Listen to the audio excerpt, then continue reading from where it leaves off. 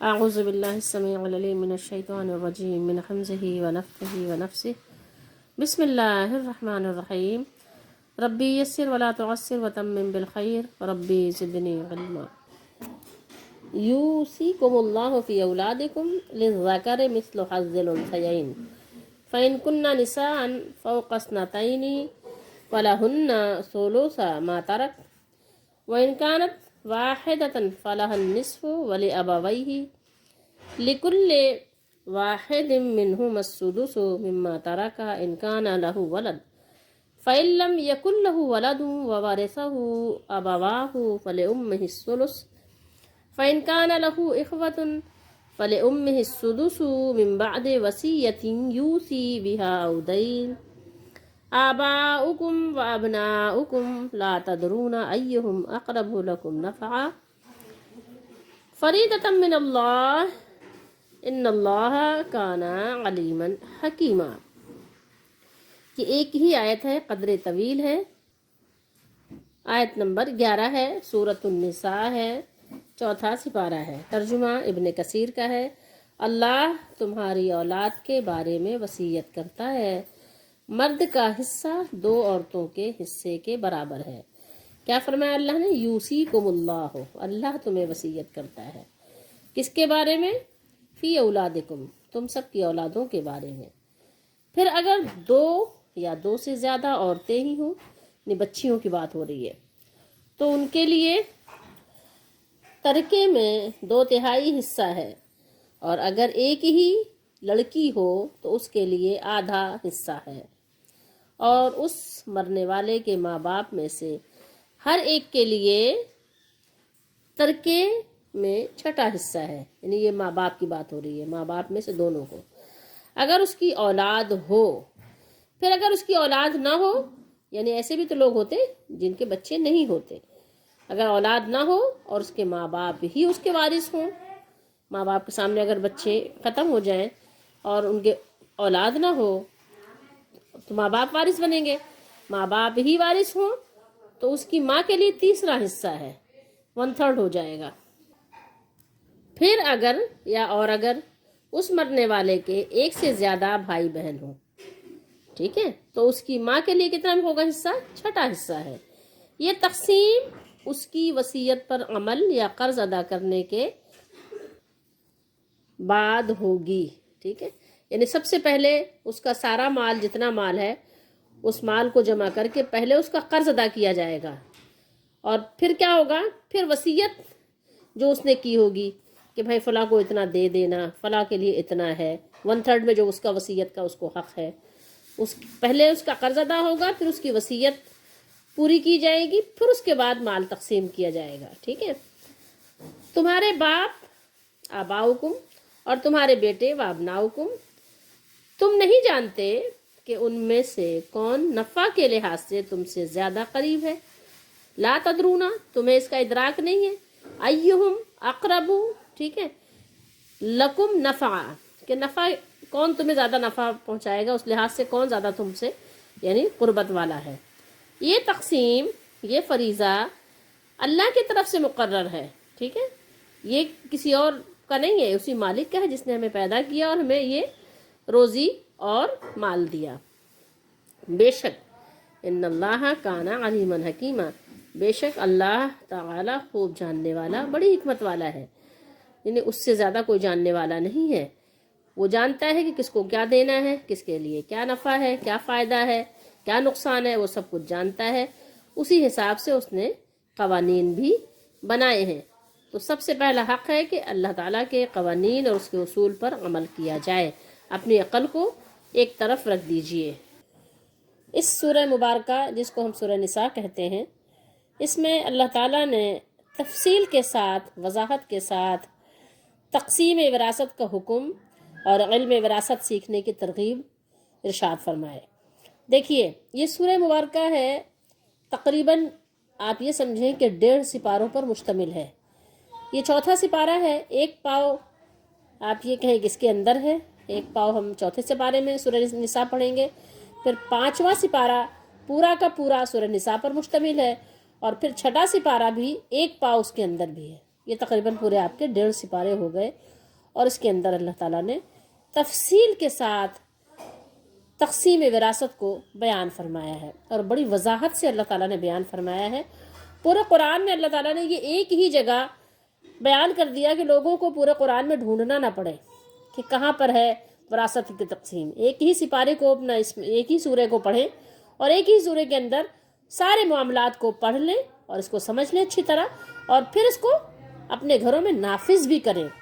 لیکن بڑے افسوس کی بات ہے کہ آج اتنا لوگ اس سے غفلت کرتے ہیں کہ ان کو اس کا اندازہ بھی نہیں ہوتا کہ یہ بھی کوئی گناہ یا جرم ہے۔ بہرحال اسلام نے صحت مند معاشرے کو تشکیل دینے کے لیے کہیے یا مورز وجود میں لانے کے لیے کنبے کو بڑی اہمیت دی ہے۔ کنبہ، ہمارا کنبہ بہت اہم ہے، معمولی نہ سمجھیے اس کو، کیونکہ اگر کنبہ مضبوط ہوگا تو آپ بھی مضبوط ہوں گے، کنبہ صحت مند ہوگا تو آپ بھی صحت مند ہوں گے، اور کنبہ خوشحال ہوگا تو آپ بھی خوشحال ہوں گے، کنبہ آپ کا پرسکون ہوگا تو آپ بھی پرسکون ہوں گے۔ اس بات کا بہت زیادہ دھیان رکھنا چاہیے، کیونکہ دیکھیں اگر آپ کو گھر میں سکون نہیں ملتا تو آپ کو نماز میں بھی سکون نہیں ملتا، نماز میں بھی آپ کا ذہن ادھر ہی لگا رہتا ہے کہ جو فساد کی باتیں ہوتی ہیں وہی آپ سوچتے رہتے ہیں، کڑھتے رہتے ہیں، اور کبھی کبھی آپ کے آنسو بھی ٹپکتے رہتے ہیں کہ ایسا کیوں ہو گیا، ایسا کیوں ہو گیا۔ تو تھوڑی سی آپ کی محنت اور توجہ کی وجہ سے آپ کا کنبہ جو ہے وہ خود بھی پرسکون رہ سکتا ہے، اور نہیں تو کم از کم اتنا تو ضرور ہوگا کہ آپ اس کی طرف سے دی ہوئی اذیتوں سے بہرحال بچ سکتے ہیں، کیونکہ بہت سے لوگوں کی عادت ہوتی ہے تکلیف پہنچانا، اور اس طرح کے لوگ آپ کو ہر کنبے میں، ہر بستی میں، ہر علاقے میں مل جائیں گے، ٹھیک ہے، ہر خاندان میں، ہر ملک میں آپ کو اس طرح کے لوگ دستیاب ہیں، بڑی وافر ان کی جو ہے تعداد پائی جاتی ہے، کمی نہیں ہے۔ لیکن اسلام نے ان کو بڑی اہمیت دی ہے، اور ہمیں ظاہر ہے اسلام کے اصولوں کا ہر وقت لحاظ اور خیال رکھنا ہے۔ تو اس کے افراد جو ہیں ان کے مفاد کو بھی اللہ تعالیٰ نے اہمیت دی ہے اور ایک دوسرے کے ساتھ وابستہ کر دیا ہے کہ محبت و قرابت کا باہمی رشتہ کبھی ٹوٹنے نہ پائے، کیونکہ ظاہر جب رشتے ٹوٹیں گے تو لازمی سی بات ہے کہ فساد برپا ہوگا، ٹھیک ہے، پھر ایسا فساد برپا ہوگا جو شاید کہ کسی کے بس میں نہ ہو قابو کرنا۔ کبھی سرد جنگ ہوتی ہے، اور کبھی تو پھر ایسی ہوتی ہے کہ پھر وہ دنیا کو معلوم ہو جاتا ہے۔ تو اس لیے جو وسائل اختیار کیے ہیں انہی میں سے ایک نظام میراث بھی ہے۔ زندگی میں اگر کنبے کا کوئی فرد افلاس غربت کا شکار ہو جائے، غربت، غریبی، فقیری، محتاجگی، مجبوری، معذوری، کسی بھی قسم کا اگر وہ شکار ہو جائے تو جو بھی دوسرے افراد ہیں خاندان کے، کنبے کے دوسرے افراد جن سے بھی قرابت کا رشتہ لگتا ہے، وہ ماموں ہو تو بے نیاز نہیں ہو سکتے، چاچا ہو تو، بھائی ہو تو، بھتیجے ہو تو، جو بھی رشتے ہیں ان لوگوں پر، ان افراد پر اس کی ضروریات اور اس کی احتیاج ادا کرنا، پورے کرنا ان لوگوں پر لازم کر دیے ہیں، ان کی ذمہ داری قرار دے دیا ہے کہ ان پر ذمہ داری ہے یہ تو بات ہے زندگی کی۔ لیکن بعد مرنے کے کیا ہے؟ مرنے کے بعد بھی اللہ تعالیٰ نے مرنے والے کے جو قریبی رشتہ دار ہیں، قریبی رشتہ داروں میں اس کی جائیداد کو تقسیم کرنے کا حکم دیا ہے، تاکہ زندگی اور موت میں کنبے کا جو فائدہ ہے، جو نفع ہے، جو مفاد ہے، وہ باہم ایک دوسرے کے ساتھ وابستہ رہے، پیوستہ رہے، اور ان کے دلوں میں آپس میں جدائی کا خیال بھی راستہ نہ بنا سکے۔ کنبے یا خاندان کے اتحاد کو، ان کے اتفاق کو برقرار رکھنے کے لیے نظام وراثت میں قرابت کا اصول پیش نظر رکھا گیا ہے۔ ہمارے مالک الملک نے جو تمام جہانوں کا بادشاہ ہے اور تمام بادشاہوں کا بادشاہ ہے، اس نے قرابت کا جو اصول بنایا ہے وہ یہ ہے کہ میراث میں حصہ ملنے یا نہ ملنے اور حصے کے کم یا زیادہ ہونے میں رشتے کی نزدیکی اور دوری کو بہت بڑا دخل ہے۔ دوسرا اصول ضرورت ہے۔ یہ آپ سمجھیں کہ قریبی رشتہ داروں میں حصے کی کمی بیشی کا مدار ضرورت کو قرار دیا، جتنی کسی کو ضروریات زیادہ اور ذمہ داریاں کثیر ہوں گی اسی لحاظ سے اس کا حصہ مقرر کیا جائے گا۔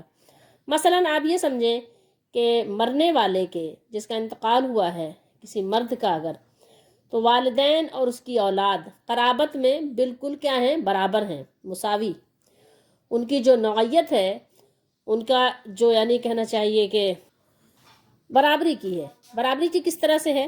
کہ وہ اس طرح ہے کہ اولاد اور والدین، جیسے مثال کے طور پہ میں یہ کہوں کہ میرے ماں باپ اور میرے بچے دونوں کو رشتے کیا ہیں، مساوی ہیں نا، ایک ہی نوعیت ہے دونوں کی، برابری کا ہے بالکل نا۔ وہ میرے بچوں کے کیا ہیں، نانا نانی ہیں، یا میرے بھائی کے بچوں کے وہ دادا دادی ہیں، اور میرے بچے جو ہیں ان کے نواسی نواسے ہیں یا پوتا پوتی ہیں۔ تو دونوں کی نوعیت ایک ہی ہو گئی نا، بالکل ایک ہی قسم کے ہیں، ایک ہی درجے میں ہیں، تو ان دونوں کی حیثیت تو مساوی ہو گئی، بالکل برابری کی ہو گئی نا، دادا دادی کی اور پوتا پوتی کی، یا نانا نانی کی یا نواسا نواسی کی۔ لیکن جو اولاد ہے، جو بچے ہیں، مرنے والے کے جو بچے ہیں، تو وہ کیا ہے، وہ زندگی کے سفر کا اب ایک نئے طریقے سے آغاز کر رہے ہیں، تو ان کی ضروریات والدین کے ضروریات سے کہیں زیادہ ہوتی ہیں، جو اس طویل سفر کی آخری منزل میں قدم رکھ چکے ہوتے ہیں۔ لازمی بات ہے نا، آپ جانتے ہیں کہ بوڑھے لوگ تو لازمی بات ہے کہ اب وہ اپنی زندگی کا سفر تقریباً پورا کر چکے ہوتے ہیں نا۔ پھر والدین کے پاس تو زندگی بھر کا کچھ نہ کچھ سرمایہ ہوتا ہی ہے نا، وہ زندگی یوں ہی تو نہیں گزارتے، کچھ نہ کچھ تو اپنے لیے رکھتے ہی ہیں۔ اور اولاد جو ہوتی ہے وہ بالکل خالی ہاتھ ہے۔ جو بچے ہیں ابھی ان کے پاس تو کچھ بھی نہیں ہے نا، ابھی تو انہوں نے ظاہر ہوش سنبھالا ہے۔ یہی فرق ہے لڑکی اور لڑکے میں۔ وہ کیا ہے کہ لڑکی پر کسی قسم کی ذمہ داری نہیں ہے، شادی سے پہلے اس کے والدین اس کی تمام ضروریات کے کفیل ہیں، بچی کے ذمہ داری کس پر ہے، اس کے والد پر ہے، اور اگر والد نہیں ہے تو کس پر ہے، بھائی پر ہے۔ اور شادی کے بعد اس کی رہائش، لباس، کھانے پینے کا انتظام، تمام ذمہ داری اس کے شوہر پر آ جاتی ہے۔ اس کی اولاد کی تعلیم و تربیت کے جملے مصارف بھی اس کے شوہر پر، اسی کے ذمے ہیں۔ اور مزید اس کو یوں سمجھیں کہ عملی زندگی کی تمام سرگرمیاں جس میں سرمایہ لگتا ہے، جو سرمایہ کی محتاج ہیں، اس کا مہیا کرنا بھی مرد کی ذمہ داری ہے۔ تو اس حقائق کے پیش نظر اگر آپ دیکھیں گے تو اسلام نے والدین اور اولاد، عورت اور مرد کے حصوں میں فرق کیا ہے، اور یہ فرق ہی عین عدل ہے، عدل کے مطابق ہے، کیونکہ جو ہماری اسلامی شریعت ہے اس میں کہیں بھی ظلم نہیں ہے۔ تو ان امتیازات کی موجودگی میں ان کے حصوں کو مساوی رکھنا مساوات نہیں ہو سکتی، کہ آپ کہیں کہ نہیں یہی عدل ہے، یہی انصاف ہے، یہی برابری ہے۔ نہیں، ایسے کیسے ہو سکتا تھا کہ بیٹا کو اور بیٹی کو سب کو برابر دیا جائے؟ یہ ممکن نہیں تھا۔ پوتا اور بیٹا کو برابر دیا جائے، پوتی اور بیٹی کو برابر دیا جائے، یہ قانون نہیں رکھا گیا، اور یہی عدل ہے۔ ٹھیک ہے، اگر برابر کر دیا جاتا تو یہ عدل کیسا ہوتا؟ کھوکھلا ہوتا، اور لوگ بھی یہ کہنے پر مجبور ہوتے کہ یہ ظالمانہ ہے۔ لیکن اسلام جو ہے صرف اس طرح کے مساوات کا علمبردار نہیں ہے، بلکہ وہ علمبردار اس طرح ہے جو عدل انصاف پر مبنی ہے۔ یوصیکم اللہ فی اولادکم۔ اب اس آیت مبارکہ کا شان نزول بھی، اس کا سبب بھی آپ سن لیجئے۔ بخاری شریف کا حوالہ ہے، بخاری شریف میں ہے، حضرت جابر بن عبداللہ رضی اللہ تعالیٰ عنہما نے بیان کیا کہ رسول اللہ صلی اللہ علیہ وآلہ وسلم اور حضرت ابو بکر صدیق رضی اللہ تعالیٰ عنہ نے پیدل چلتے ہوئے بنو سلمہ میں آ کر میری قیادت کی۔ یہ بیمار تھے۔ رسول اللہ صلی اللہ علیہ وسلم جس وقت تشریف لائے میں بے ہوش تھا۔ آپ نے پانی منگوا کر وضو فرمایا اور پھر مجھ پر پانی کے چھینٹے مارے، جس سے میں ہوش میں آ گیا۔ تو میں نے عرض کی، اے اللہ کے رسول صلی اللہ علیہ وسلم، میرے مال کے بارے میں آپ کا کیا حکم ہے؟ تو اس وقت یہ آیت کریمہ نازل ہوئی، یوصیکم اللہ فی اولادکم للذکر مثل حظ الانثیین۔ اللہ تمہاری اولاد کے بارے میں تم کو ارشاد فرماتا ہے کہ ایک لڑکے کا حصہ دو لڑکیوں کے حصے کے برابر ہے۔ اس حدیث کو بخاری شریف میں بھی اور مسلم شریف میں بھی اور دیگر بہت سارے محدثین نے، ایک بڑی جماعت نے اس کو بیان کیا ہے۔ بخاری کی حدیث شریف کا نمبر ہے 4577۔ مسند احمد کی ایک حدیث شریف اور سن لیجئے، وہاں بھی حدیث شریف ہے، حضرت جابر رضی اللہ تعالی عنہ بیان کرتے ہیں کہ سعد بن ربیع رضی اللہ تعالی عنہ کی بیوی اپنی دو بیٹیوں کو لے کر جو حضرت سعد رضی اللہ تعالی عنہ سے تھیں، رسول اللہ صلی اللہ علیہ وسلم کی خدمت میں حاضر ہوئیں اور عرض کی، اے اللہ کے رسول صلی اللہ علیہ وآلہ وسلم، یہ سعد بن ربیع رضی اللہ تعالیٰ عنہ کی بیٹیاں ہیں، ان کا والد آپ صلی اللہ علیہ وسلم کے ساتھ جنگ احد میں شہید ہو گیا ہے اور ان کے چچا نے ان کے مال کو لے لیا ہے اور ان بچیوں کے لیے کچھ نہیں چھوڑا، اور جب ان کے پاس مال نہیں ہوگا، یعنی بالکل ظاہر فقیر ہوں گی، تو ان سے نکاح کون ہوگا، کون کرے گا؟ ظاہر ہے کہ جب فقیروں سے تو پھر فقیر ہی نکاح کرتے ہیں، کوئی ظاہر ڈھنگ کے لوگ تو نہیں آتے، تو فرمایا کہ ان سے نکاح کون کرے گا؟ تو حضرت جابر رضی اللہ تعالیٰ عنہ بیان کرتے ہیں کہ آپ صلی اللہ تعالیٰ علیہ وآلہ وسلم نے یہ سن کر فرمایا، اللہ تعالیٰ اس کا فیصلہ فرمائے گا، یعنی آپ صلی اللہ علیہ وسلم نے اپنی طرف سے کوئی بات نہیں بیان کی، آپ نے وحی کا انتظار فرمایا، آپ نے فرمایا کہ اللہ تعالیٰ اس کا فیصلہ فرمائے گا۔ تو راوی نے بیان کیا ہے کہ اسی موقع پر اللہ تعالیٰ نے آیت میراث کو نازل فرما دیا اور رسول اللہ صلی اللہ علیہ وسلم نے ان دونوں بچیوں کے چچا کی طرف یہ پیغام بھیجا کہ سعد کی دونوں بیٹیوں کو 2/3 اور ان کی ماں کو 8واں حصہ دے دو، اور جو بچ جائے وہ تمہارے لیے ہے، اس کے بعد جو بچے گا وہ کس کا ہوگا؟ وہ تمہارا ہوگا۔ پہلے ان کی یعنی بیوہ کو اور ان کی بیٹیوں کو دیا جائے گا، اس کے بعد جو بچ جائے گا وہ ہوگا چچا کا۔ تو اس حدیث شریف کو بھی کئی محدثین نے ذکر کیا ہے، مسند احمد میں بھی ہے، ابی داؤد میں بھی ہے، ترمذی میں بھی ہے، ابن ماجہ میں بھی ہے۔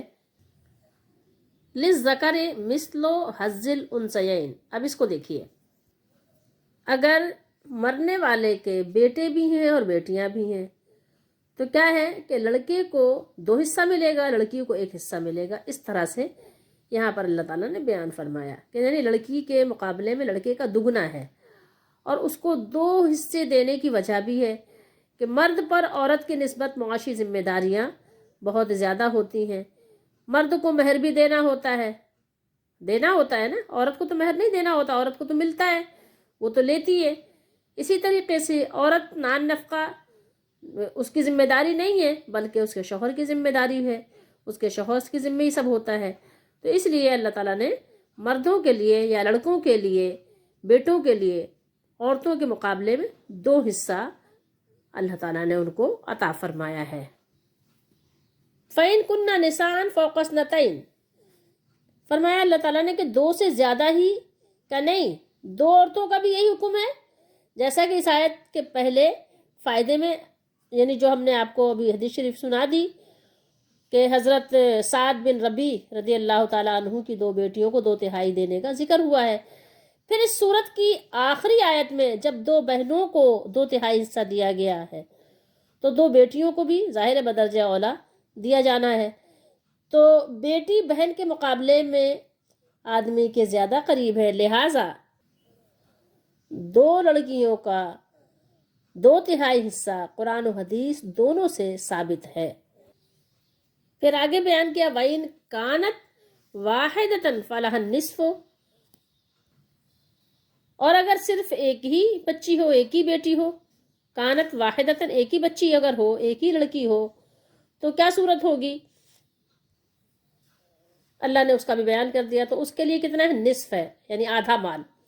اگر ایک ہی بچی ہے کسی کی تو اس کو آدھا مال، باپ کے مال میں سے، ماں کے مال میں سے آدھا مال بچی کو دیا جائے گا۔ اور پھر آدھا کس کا ہوگا؟ پھر آدھا جو ہے وہ دیگر جو اس کے رشتہ دار احباب ہوں گے، بہن بھائی چچا وغیرہ، ان میں تقسیم ہوگا۔ تو یہ ہر گھر کا الگ الگ معاملہ ہوتا ہے، تو اس کے حساب سے سب اپنا کر لیں۔ ظاہر جس کے گھر میں جو معاملہ ہے قرآن نکالیں، قرآن کھولیں، پڑھیں، اور پھر یہ کہ اپنا تقسیم کر لیں اور حدیث شریف بھی ساتھ میں رکھ لیں۔ اور نہیں تو کسی یعنی صاحب اعتبار سے، کیونکہ آج کل بہت طرح کے آپ کو مفتی ملیں گے، کرائے کے مفتی بھی ملیں گے، اور واللہ عالم وہ مفتی ہوتے بھی ہیں کہ نہیں ہوتے ہیں، اللہ ہی بہتر جانے۔ مطلب اس طرح کی باتیں سننے کو ملتی ہیں، لوگ بتاتے ہیں کہ مفتی صاحب نے یہ فتویٰ دیا ہے، وہ دیا ہے، تو عجیب و غریب سا ایک معاملہ نظر آتا ہے کہ آپ ہر ایک کی بات پر اعتبار بھی نہیں کر سکتے۔ پتہ چلا آپ نے تو کہا کہ مفتی نے فیصلہ دیا ہے اور انہوں نے فتویٰ دیا ہے اور انہوں نے فرمایا ہے، لیکن انہوں نے تو ظاہر ہے کچھ پڑھا ہی نہیں ہے، ان کو تو کچھ خود ہی نہیں پتہ ہے، وہ تو ایسے ہی بس بن گئے ہیں پیسے کمانے کے لیے مفتی۔ ایسے بھی آپ کو بہت سارے ملیں گے، کسی کو برا ماننے کی ضرورت نہیں ہے۔ تو ایسے لوگوں سے محتاط رہنا آپ کی ذمہ داریوں میں سے ہے۔ جیسے کہ آپ ظاہر کچھ خریدنے جاتے ہیں، خریداری کرنے جاتے ہیں، تو 4 دکانوں پر آپ معلوم کرتے ہیں کہ ہاں بھائی ٹھگے بیٹھے ہوئے ہیں، ٹھگ لیتے ہیں، تو اس لیے ظاہر ہے کہیں لٹ نہ جاؤں میں۔ تو دنیا کے لٹنے کا تو فکر ہے، تو آخرت کے لٹنے کا بھی کہیں ایسا نہ ہو کہ یہ یعنی ایسے ہی جعلی مفتی کے بتانے سے ہم نے عمل کر لیا اور پتہ چلا یہ کہ ہم نے اپنی آخرت برباد کر لی، الٹے سیدھے جو ہے یہ مال تقسیم کرنے میں فیصلے کر کے۔ تو اس لیے اس میں بھی بہت احتیاط کی ضرورت ہے۔ ولی ابویہ، ابویہ مطلب کیا ہے؟ دونوں کی بات ہو رہی، ماں باپ دونوں کو ملا کے اللہ نے فرمایا ابویہ۔ اچھا خیر، یہاں پر دیکھیے کہ میت کی اولاد ہونے کی صورت میں ماں باپ دونوں میں سے ہر ایک کو کل ترکے کا جتنا مال ہے سب کا کتنا ملے گا؟ 6واں حصہ ملے گا۔ یعنی میت کی ایک بیٹی اور ماں باپ ہیں، تو ترکے کے 6 برابر برابر حصے بنائے جائیں گے، ٹھیک ہے؟ پھر بیٹی کو کتنا دیا جائے گا؟ 3 حصے دے دیے جائیں گے، آدھا دینا ہے نا اس کو۔ پورا مال آپ نے جمع کیا اور پورے مال کو جمع کر کے آپ نے 6 حصے بنا لیے، ٹھیک ہے؟ مال میں آپ کے پیسے بھی ہیں، سونا چاندی بھی ہے، اور یہ جو کپڑے ہیں اور جو آرٹیفیشل جیولری ہے اور جو گھر کے سامان ہیں گرہستی کے، جوتے چپل ہیں، اور جو یہ فرنیچر ہے، جو کچھ بھی ہے، جو بھی کچھ بھی اس کا ہے، زمین جائیداد ہے، سب چیزوں کو ملا کر ایک آپ اندازہ لگا لیں کہ کل مالیت اتنی بنتی ہے، اس کے 6 حصے کر لیجئے، ٹھیک ہے؟ بہت آسان ہوتا ہے کیلکولیشن، اتنی کوئی مشکل نہیں ہوتی۔ البتہ کوئی مشکل بنانا چاہے تو اور بات ہے، کسی کی نیت میں کھوٹ ہو تو اس کو 6 حصوں میں آپ تقسیم کر لیجئے، 6 حصے بنا لیجئے۔ مثال کے طور پہ کسی کا 6 کروڑ بنتا ہے یا 6 لاکھ بنتا ہے یا 6,000 بنتا ہے، جتنا بھی بنتا ہے، آپ اس کو 6 جگہ تقسیم کر دیجئے 6 حصے میں، اور پھر 3 حصے اٹھا کر کیا کریں، ایک ہی بیٹی ہے نا چونکہ، تو اس ایک بیٹی کو آپ دے دیجئے۔ پھر کیا ہوگا؟ پھر اس کے بعد سدس فرمایا نا، کیا فرمایا؟ سدس۔ سدس کس کو کہتے ہیں؟ سادسہ، یعنی 6ٹھی کلاس، ٹھیک ہے؟ یہ سدس اس کو کہتے ہیں، اور ایک اس کا اور نام ہے ستہ بھی کہتے ہیں، ٹھیک ہے؟ تو یہاں اللہ تعالیٰ نے سدس فرمایا، ستہ بھی 6 کو کہتے ہیں اور سدس جو ہے یہ بھی 6 ہے، یعنی 6واں حصہ اللہ تعالیٰ نے بیان کیا کہ ماں باپ کا ہوگا۔ تو 6 حصے آپ نے بنائے تھے، 6 میں سے 3 بیٹی کو ہو گئے، بیٹی کو پھر وہ آدھا ہو گیا، نصف ہو گیا۔ ایک اٹھا کے کس کو دے دیجئے؟ ایک اٹھا کے اماں کو دے دیجئے، ٹھیک ہے؟ اب ایک آپ نے اماں کو دے دیا، کتنا ہو گیا؟ 6واں ہو گیا نا، 6واں حصہ اس کو مل گیا سدس۔ اچھا 1/6، اور اسی طرح ایک جو ہے حصہ ابا کو دے دیجئے، بابا کو، وہ بھی ایک سدس ہو گیا، 6واں حصہ ان کا بھی ہو گیا، ٹھیک ہے؟ اب مزید کیا ہوا؟ ایک بچ گیا، 5 تو ہو گئے نا، آدھا بیٹی کو، 6واں ایک اماں کو، 6واں ابا کو، اور پھر ایک بچ گیا۔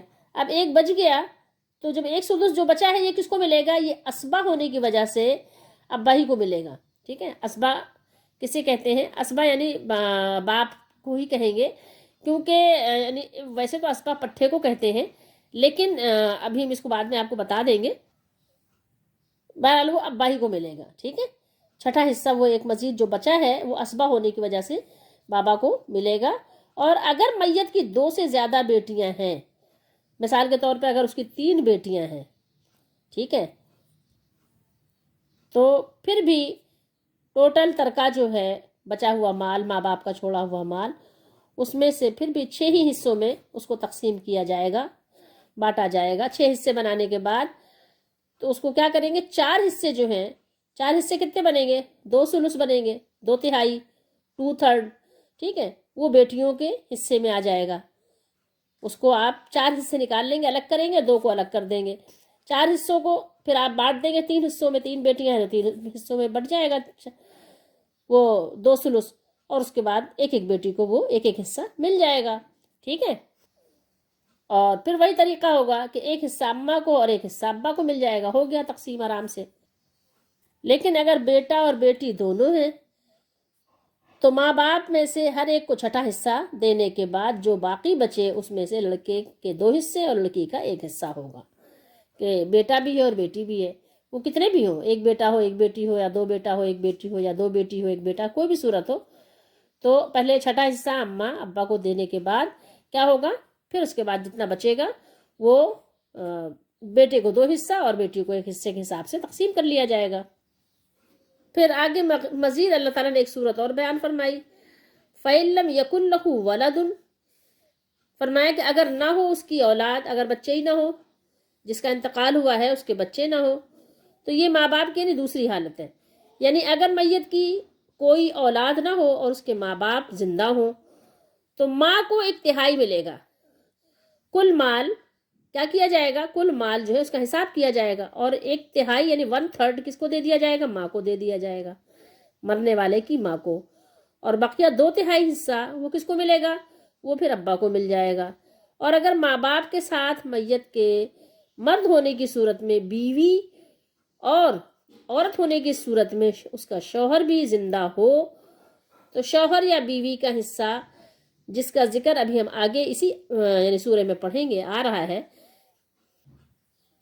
پہلے بیوی کا حصہ نکالا جائے گا، ٹوٹل مال میں سے 8واں حصہ بیوی کا نکالا جائے گا بچے ہونے کی صورت میں، اور اگر بچے نہیں ہیں تو پھر بیوی کا کتنا حصہ ہوگا، 1/4، چوتھائی، یعنی 100 میں سے آپ اگر 100 میں 25 4 حصے لگائیں گے تو 25% جو ہے یعنی 25% بیوی کا ہوگا، اور اگر بچے ہیں تو پھر کیا ہوگا، پھر 8واں حصہ ہو جاتا ہے۔ پھر اس کے بعد مال تقسیم ہوگا ماں باپ میں، ماں کو 1/3 اور والد کو 2/3 ملے گا۔ والدین کی مذکورہ دونوں صورتیں قرآن مجید ہی سے یعنی یہ بات صاف اور واضح ہو چکی ہیں۔ پہلی صورت میں ساتھ یہ ہے وَوَرِثَهُ أَبَوَاهُ وَوَرِثَهُ أَبَوَاهُ فَلِأُمِّهِ الثُّلُثُ، ایک صورت اور یہاں اللہ تعالیٰ نے بیان فرمائی ہے، تیسری صورت آپ اس کو کہہ لیجئے، فَإِن كَانَ لَهُ إِخْوَةٌ فَلِأُمِّهِ، اماں آپ یہ امی کو ہی کہتے ہیں نا، أُمِّهِ السُّدُسُ مِن بَعْدِ وَصِيَّةٍ يُوصِي بِهَا أَوْ دَيْنٍ۔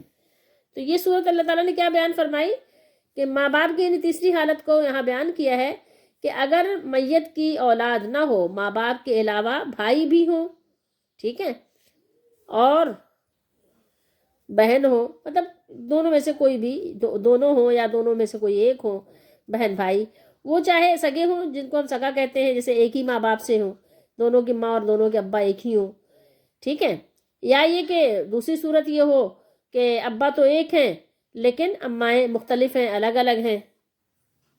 یہ بات یاد رکھنے کی ضرورت ہے کہ اگر ماں باپ حیات ہیں تو ایسی صورت میں مرنے والے کے بہن بھائی اس کے مال میں حصے دار نہیں ہوں گے، لیکن پھر بھی صورتیں بدل جاتی ہیں تقسیم کی۔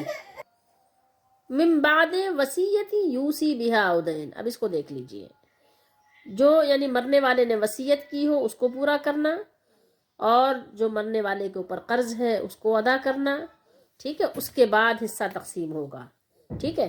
تو اب اس پر ذرا دیکھ لیجئے کہ مرنے والے کے مال میں سب سے پہلا کام کیا ہوگا کہ اس کے کفن دفن کا انتظام کرنے کے لیے جو بھی پیسہ خرچ ہوگا وہ کس سے لیا جائے گا، وہ مرنے والے کے مال سے لیا جائے گا، ٹھیک ہے، اور سب میں یعنی جب تک کہ ابھی یعنی مشترکہ ہے، ابھی تقسیم نہیں ہوا ہے نا، تو جتنا بھی خرچ ہوگا اس خرچ کے بعد جو بچے گا اس میں سے جو ہے سب وارثوں میں تقسیم ہوگا، ٹھیک ہے، تاکہ کسی کو نقصان نہ ہو۔ یہ اور بات ہے کہ کوئی اپنے دل کی خوشی سے اس کا کفن خرچہ کرنا چاہ رہا ہے، یا جو قبرستان کی زمین وغیرہ ہے اس کے جو ہے جو گورکن وغیرہ کا جو اخراجات ہیں، اگر کوئی اپنی خوشی سے دینا چاہ رہا ہے تو اور بات ہے، نہیں تو ابھی میت کا مال تقسیم ہونے سے پہلے یہ سارا کام ہوگا کہ اس کے کفن دفن، اس کے جو ہے غسل وغیرہ پہ جو کچھ بھی اخراجات آئیں گے سب اس کے مال سے لیے جائیں گے۔ پھر اس کے بعد جو مال بچے گا وہ کیا ہوگا، وہ حسب مراتب قرض ادا کیا جائے۔ سب سے پہلے زیادہ قرض کے ادا کیے جانے کا حقدار کون ہے، وہ اللہ تعالیٰ ہے، اللہ تعالیٰ کا قرض ہے۔ مثال کے طور پر اگر مرنے والے کا حج رہ گیا تھا اس پر حج تھا، اس کے پاس اتنا مال تھا کہ وہ حج اس پر فرض تھا، لیکن نہیں کر سکا اور وہ دنیا سے چلا گیا، تو اس کی طرف سے حج کرایا جائے گا اسی کے مال میں سے، ترکہ بٹنے سے پہلے یہ سارا کام ہوگا، اس کا ترکہ بٹنے سے پہلے اس کے لیے حج کا انتظام کیا جائے گا جو اس کے ذمے تھا۔ اس کے بعد کیا ہوگا، زکوٰۃ اگر اس کے ذمے تھی وہ نہیں دے سکا اور چلا گیا دنیا سے، تو اس کی زکوٰۃ اس کے مال میں سے پہلے ادا کی جائے گی، ٹھیک ہے۔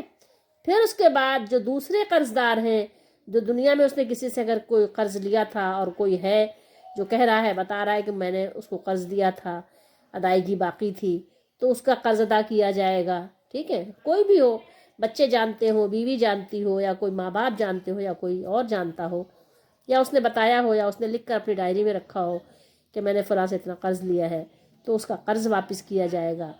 پھر اس کے بعد اس کے تہائی مال سے، اب جتنا یہ سب کچھ ہونے کے بعد جتنا اس کا مال بچا ہے، اس کے 1/3 مال سے، پورے سے نہیں، 1/3 اس کا 3 حصہ کیا جائے گا۔ 3 حصوں میں مال کو تقسیم کرنے کے بعد ایک حصے سے اس کا جو ہے، جو اس کی وصیت کی تھی، اس کی وصیت کو پورا کیا جائے گا۔ اور پھر اس کے بعد جو مال بچے گا وہ ان کے وارثوں میں تقسیم کیا جائے گا، کس کے مطابق؟ قرآن و سنت کے مطابق۔ آگے فرمایا اللہ تعالیٰ نے، آباؤکم و ابناؤکم لا تدرون ایہم اقرب لکم نفعا، تم کو معلوم نہیں کہ تمہارے یعنی آبا میں سے، باپ دادا اور بیٹوں پوتوں میں سے فائدے کے لحاظ سے کون تم سے زیادہ قریب ہے۔ یعنی ہم نے ابا دادا اور بیٹوں کے سب کا حصے، یعنی حصے ہم نے مقرر کر دیے ہیں، اور اصل میراث میں ہم نے سب کو کیا رکھا ہے، مساوی رکھا ہے، یعنی ایک برابری کا درجہ دیا ہے، برخلاف اس کے جو زمانہ جاہلیت میں یا ابتدائے اسلام میں تھا کہ مال تو اولاد کے لیے ہوتا اور والدین کے لیے وصیت ہوتی، جیسا کہ حضرت ابن عباس رضی اللہ تعالیٰ عنہما سے آپ سے یعنی روایت ہے، بیان ہے آپ کے حوالے سے، کہ جو ہم نے آپ کو اس سے پہلے پڑھ کر سنا دیا ہے۔ بہرحال اب اللہ تعالیٰ نے ان میں سے ہر ایک کا باقاعدہ حصہ مقرر کر دیا ہے، کیونکہ انسان کو کبھی دینی یا اخروی یا دونوں ہی فائدے والد سے تو حاصل ہوتے ہیں مگر بیٹے سے نہیں ہوتے، اور کبھی یہ فوائد بیٹے سے تو حاصل ہوتے ہیں مگر اپنے والد سے حاصل نہیں ہوتے۔ اسی لیے فرمایا کہ تم کو معلوم نہیں کہ تمہارے یعنی باپ دادوں میں اور بیٹوں پوتوں میں سے فائدے کے لحاظ سے کون تم سے زیادہ قریب ہے، یعنی ان میں سے جیسے ایک سے فائدے کی امید اور توقع ہے، ایسے ہی دوسرے سے بھی ہے، اسی لیے ہم نے ان میں سے ہر ایک کا حصہ مقرر کر دیا ہے، اور اصل میراث میں ان دونوں قسموں کو برابر کا شریک رکھا ہے۔ فریضۃ من اللہ ہے، اللہ نے فرمایا کہ یہ حصے اللہ کے مقرر کیے ہوئے ہیں۔ یہ جو ہم نے میراث کی تفصیل ذکر کی ہے اور بعض وارثوں کو بعض سے زیادہ حصہ دے دیا ہے، تو یہ اللہ تعالیٰ کی طرف سے مقرر کردہ ہے، اور اللہ تعالیٰ ہی نے اس کا حکم دیا ہے اور فیصلہ فرمایا ہے۔ واللہ علیم حکیم، اللہ تعالیٰ تمام اشیاء کو اپنے اپنے مقام پر رکھتا ہے اور ہر ایک کو وہ دیتا ہے جس کا وہ حسب حال مستحق ہے یا ضرورت مند ہے۔ اور پھر فرمایا ان اللہ کان علیما حکیما، بلا شبہ اللہ تعالیٰ سب کچھ جاننے والا، حکمت والا ہے۔ اس لیے تم کو چاہیے کہ تم اپنی سمجھ کے مطابق وراثت کو تقسیم مت کرو، بلکہ اللہ تعالیٰ کے حکم کے مطابق جس کا جتنا حصہ اللہ نے مقرر کر دیا ہے اس کو اتنا ہی حصہ دو۔ اسی میں ہمارا فائدہ بھی ہے اور اسی میں ہمارے لیے خیر بھی ہے۔ بخاری شریف کی حدیث ہے، حدیث نمبر ہے 4578، فرمایا عبداللہ بن عباس رضی اللہ تعالیٰ عنہ نے کہ مال اولاد کے لیے تھا اور وصیت والدین کے لیے، یعنی مال جو ہوتا تھا وہ سب اولاد کو مل جاتا تھا اور جو وصیت ہوتی تھی وہ والدین ادا کرتے تھے۔ تو اللہ تعالیٰ نے اس میں سے جس کو چاہا منسوخ کر دیا، جس کو چاہا یعنی مٹا دیا، ڈیلیٹ کر دیا، اس کا حکم ختم کر دیا، اور لڑکے کے حصے کو 2 لڑکیوں کے حصے کے برابر قرار دے دیا، اور ماں باپ میں سے ہر ایک کے لیے 6ٹھا اور 3را حصہ مقرر کیا، بیوی کے لیے 8واں اور 4تھا حصہ، اور شوہر کے لیے نصف آدھا یا چوتھا حصہ. یہ بچے ہونے یا نہ ہونے کی صورت میں ہے کہ اگر بچے ہیں تو 8واں حصہ ہے بیوی کا، اگر بچے نہیں ہیں تو چوتھا حصہ ہے. اسی طریقے سے شوہر کا اگر بچے ہیں تو چوتھا حصہ ہے 1/4، اور اگر بچے نہیں ہیں تو اس کا آدھا ہے. اب دیکھیے کہ اس آیت مبارکہ آیت نمبر 11 سورہ نساء کی آیت نمبر 10 سے اس کی کیا یعنی کیا اس کا ربط ہے، ربط آیات کیا ہے. پچھلے رکوع میں اللہ تعالیٰ نے بیان کیا تھا للرجال، آیت نمبر 10 میں تو بیان کیا تھا یتامہ کا معاملہ، لیکن آیت نمبر 7 پر بیان کیا تھا للرجال نصیب مما ترک الوالدان، یعنی آخر تک کہ یعنی اللہ تعالیٰ نے جو لوگ میراث کے حقدار تھے، حق رکھنے والے لوگوں کا ایک اجمالی طور پر ذکر فرمایا تھا. اور اس رکوع میں انہی مستحقین میراث کی بعض اقسام کی تفصیل، کیونکہ یہاں دوسرا رکوع شروع ہوا ہے نا، پہلا رکوع دیکھیں کمپلیٹ ہو گیا، اب دوسرا رکوع یہاں شروع ہوا ہے، تو اس میں اللہ تعالیٰ نے اس تفصیل کا ذکر کیا ہے جس کی یہ پہلی آیت ہے. آیت نمبر 11 یہ پہلی آیت ہے. اس میں اللہ تعالیٰ نے جو مستحقین میراث کی بعض اقسام کی تفصیل ذکر فرمائی ہے اور ان کے مختلف حالات کے اعتبار سے ان کے حصوں کو بیان فرمایا ہے. اور مزید یہ کہ یہاں پر ہمارے لیے سمجھنے کی یہ بھی ضرورت ہے کہ قرآن کریم کی اس آیت نے ہمیں بتلا دیا کہ میراث کے جو حصے اللہ تعالیٰ نے مقرر فرمائے ہیں وہ اس کا طے شدہ حکم ہے، اس میں کسی قسم کی کمی بیشی کرنے کا یا اپنی رائے کا دخل، اس میں کسی کو کوئی حق حاصل نہیں ہے. اور تم کو یا ہم کو، یا ظاہر ہے انسان ایسے ہی ایک بطور محاورہ تم کو کہہ دیتا ہے، سب سے پہلے تو انسان خود اپنے فی ذات یعنی خود وہ مخاطب ہوتا ہے کہ ہمیں چاہیے کہ ہم پورے اطمینان قلب کے ساتھ اللہ تعالیٰ کے احکامات کو قبول کریں.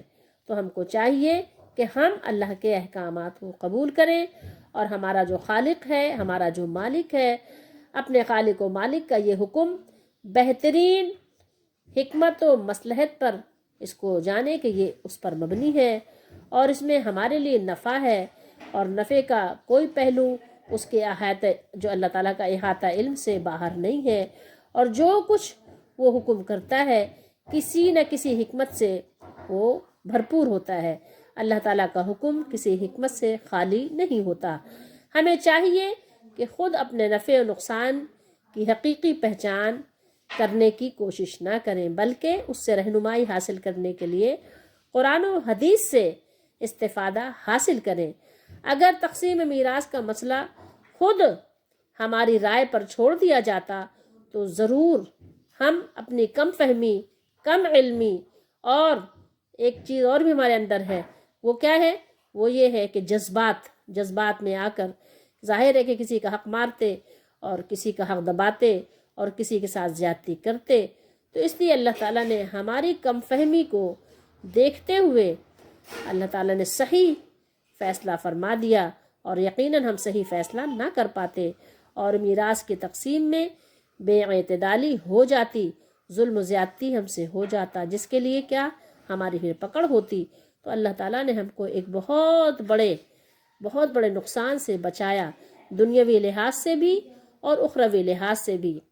اللہ جو ہمارا مالک ہے، مالک الملک نے مرنے والے کے سرمایے کو بہت ہی عدل کے ساتھ منصفانہ طریقے سے مختلف جو اس کے حقدار تھے، اس کے جو مستحق تھے، اللہ تعالیٰ نے ان سب میں اس کو تقسیم فرما دیا.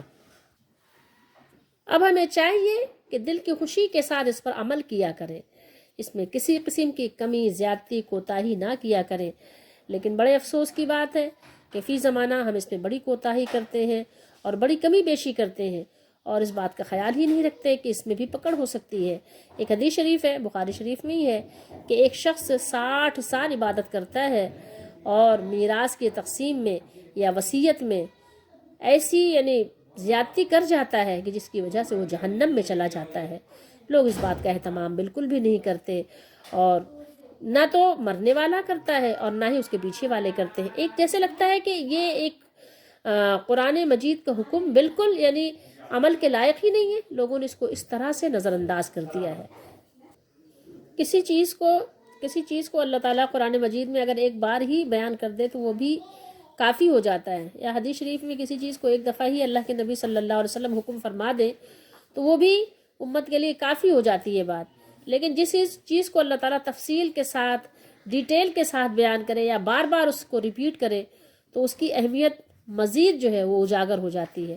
اللہ تعالیٰ ہم سب کو سمجھنے کی توفیق دے اور اپنی آخرت کی فکر کرنے کی توفیق دے، اور مرنے سے پہلے اپنے مرنے کی تیاری کرنے کی توفیق دے، کیونکہ مرنے کے بعد ہمارا ایمان اور یقین ہے کہ دوبارہ دنیا میں نہیں آنا، اور ایک دفعہ یہ زندگی ملی ہے، یہ بطور تحفہ ہے اور بطور امانت ہے. اللہ تعالیٰ ہمیں توفیق دے کہ ہم اللہ تعالیٰ کے حکم کے مطابق اس کے تمام تر احکامات کو پورے کریں اور اس کے مطابق زندگی گزار کر دنیا سے رخصت ہوں، اور اس کے سامنے جب اس سے ملاقات کریں تو کسی قسم کی شرمندگی نہ ہو.